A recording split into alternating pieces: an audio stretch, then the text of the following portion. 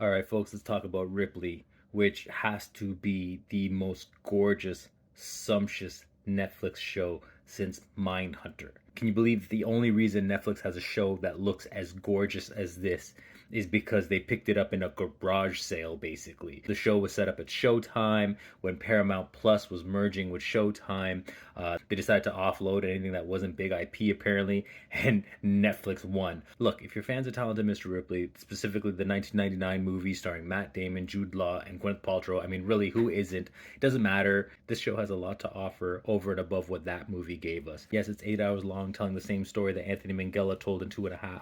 This is a show that like savors the tension and the process. And when I say process, I don't mean just the process of knocking people off, but the process of forgery, of gaming witnesses, of staging the perfect corpse. It's a movie where the character Ripley sees himself as an artist much like Caravaggio. A character mentions how this 16th century painter did his best work when he was under duress after he had committed murder. So this is a series that's not just about appreciating Ripley's artistry, but also just reflecting on the artistry around him, the artistry and the beauty around him, in the architecture, in his surroundings, everything that he's basically aspiring to.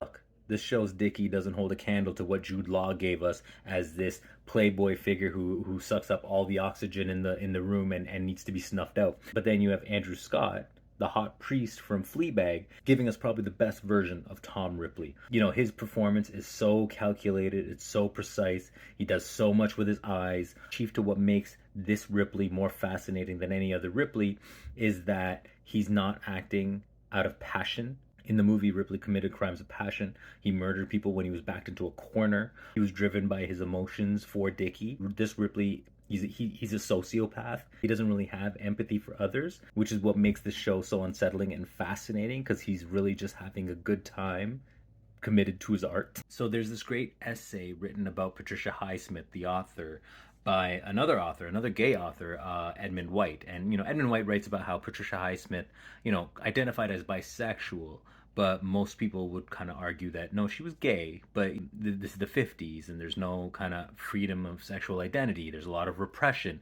So, at that time, that kind of repression can create a lot of self-loathing. And so if you look at Patricia Highsmith, who was known to be this really hateful snob, you got to wonder how much that self-loathing contributes to her hateful, bigoted attitudes towards other marginalized groups, because, maybe that is a sign of her own kind of social aspirations where she is the oppressor instead of the oppressed. Edmund White basically writes that as a character, Ripley was a reflection of a queer identity wanting to be anyone else, right? And wanting to live out their lives playing other characters and becoming someone else. So what we see with this Ripley is someone who is enjoying being someone else, who is enjoying his performance, who's savoring every detail of it. And there's, of course, this real aspirational aspect of his performance. He's trying to be the most privileged white dude imaginable. And in that sense, he succeeds, because as this show unfolds, this guy just keeps failing upwards, which is, the most white dude thing you can imagine.